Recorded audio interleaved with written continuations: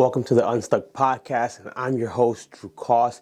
Today we got 3 questions that I know you guys have been wanting to ask. The top one being, how and should I be using AI for my content? So let's dig into the questions and get you guys some answers. Drew, should I be using AI? And if so, how should I do it? So this is one that can go very, very south, or it can be used as good. So I'll give my take on it. Should you use it? Yes, if it helps you. No, if it's going to deter you from actually getting content out. When we think about AI isn't very new as much as we think it is. Like, we've been seeing AI in systems that can automate things for a long time. Like, let's even just think back in the day when we used to call jobs or call centers, and the actual representation or representative wasn't answering the phone. It was some automated system that was answering it. And right, remember, you had to go through certain steps before you got to the actual person. So it's not as new as we think. It can be a help if you want to use it, say, as an additional team member on your team, or if you want to use it to bounce ideas off of. ChatGPT is cool for that. When you want to ask it a question, how should I say this? Say this in a different way. That's based on the questions that you ask it. You have to remember, though, that ChatGPT and AI, it's pulling information from all over the internet. So it's not necessarily accurate. You want to think about that. So should I use it? Yes, if you think it's going to help you. Now, what most people do is they start using AI and ChatGPT, and you don't realize that, yes, you're probably going to be able to get more work done faster, but you might actually lose your voice if you do that and you're not careful. What do I mean by losing your voice? You may start off with using it like once a week for a post or something like that, or an email.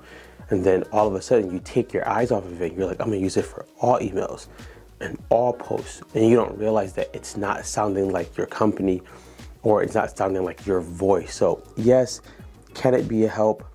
Yes. Should you use it? If it's not gonna deter you from putting out better stuff. So I'm not against it. I'm really for anything that's gonna help you show who you are in content. So if it's not representing you, and it's not sounding like you, and it's not being you, then, be careful of it. Be careful of it. And I know right now it's like the rise of AI. Every company is talking about it and doing various things to make sure that you get your AI in and things like that. But just be careful. I'd rather say repurpose some of your old content. And this is the next question, actually. So let's get into that. Drew, do you believe in repurposing content? Absolutely. Reasons why I believe in repurposing content is because, number one, no one sees all of your posts, no matter how close they are to you, because of the algorithm. So if everyone doesn't see all your posts, you could be let's say you had 300 followers and 10% of those followers actually see your post. That's 30 people out of 300. So the 270 that didn't see it, if you post it again, maybe another 30 and that will see it. So that's a reason to repost, to have people see what you actually put out. The second reason I would say to repost, and always agree with reposting, is you put a lot of time and work into making that content. So when I make videos and I have to edit them, I'm okay taking a little more time editing them, because I know I can use that again, and me not be cringing when it comes back out because I try to do it so fast. So I get to reuse information that I took time making. If it's a infographic, if it's a video, if it's a carousel, whatever it is, you took the time to make it. Why not show the world again? We want to look at reposting like how we look at reruns, or how we look at watching a movie all over again. One of my favorite times would be when they would have like marathons of TV shows that I loved. There's one time in Christmas, they played The Christmas Story all day. just left it on loop. People watched it 3 times a day. Or if you put on Rocky or Martin, I'm gonna watch it all day, every day. So you can think of your content also like that, as being reruns for people. But here's the other reason why you want to think about repurposing content, reposting it. It saves you a lot of time. I love creating content. I love content. I wake up thinking about it. It does not mean that I need to create a new piece every single day. If you love it and it's good for you and you like it, cool. But for someone who may not love it and it takes work, man, you can create a month's worth of content and then use that whole month again 3 months down the line. Or you can use the same post once a week. Now, here are some ways that you can finagle that to make it work for you.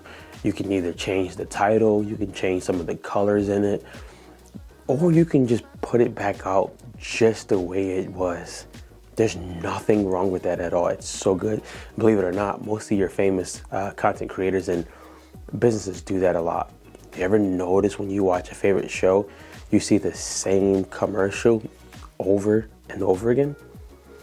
To the point where you start remembering the commercial, but it also sinks in your head that now I probably want to do business with them. Here's the next question.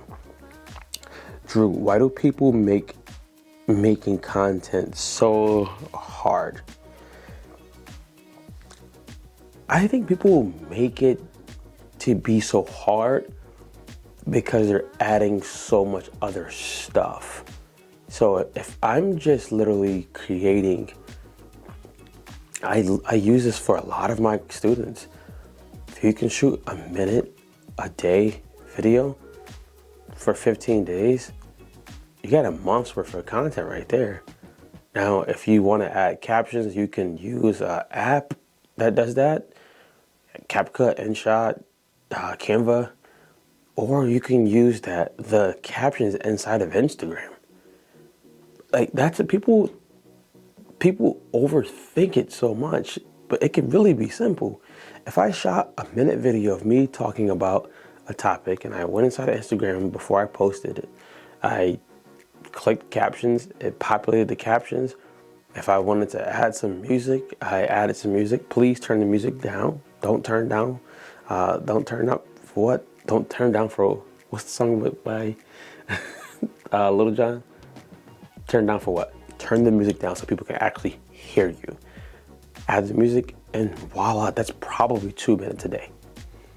Not a lot of time. When we see people start creating like B-rolls and all that cool stuff, it's because they've learned how to do it and it's probably not burdensome for them. Or I've seen people take 2 hours to create videos and then don't create another video for 3 weeks. Man, 1 minute a day to create the video, write a quick caption, put the captions on top, post that sucker. If you do that 15 days, 15 pieces of content, you can recycle that sucker all over again. We don't want to make it complicated if it doesn't need to be. If you're a business owner, something that you should be worrying about is, I need content so that I can bring people to a place where I can show them that I have a solution for them, which is sales. So I need to be worried about sales just as much as content. You cannot have sales without content because people need to know who you are and that you have the solution. So you need both. But you don't have to complicate it. And I hear people say all the time, but you make your stuff look good. That's because A, I love it. B, because this is my job. So I need to have things that look presentable for you because I'm a content coach. But if I wasn't a content coach and I was a barber, man, I'd just be using time lapse all day and putting a voice over that sucker. The last question, Drew, what mics and equipment do you use? So if you look on my website, www.drewcost.com, I have a product list that's updated to about today. Today's the 22nd of January. Yep, updated list where you can go and you can find out the actual things that I'm using. Right now, I'm using a Rode mic, a Rode lapel mic. I'm not that type of person who wants to be using the big mic. to be talking. It's cool, but yeah. And then usually when I'm at my desk right over here, I'm using, which you probably see me with that mic more, my Shure mic. That's the mic that's literally in front of me. So I'm using that a lot more. I've never really used a Rode mic. I Rode USB dynamic mic. I had bought one, then I ended up giving it away. But the Shure mic I love a lot, and the Rode mic I use when I'm using my camera. But go on my website, check it out, and it's totally free. That's it for today, guys. Get unstuck and go be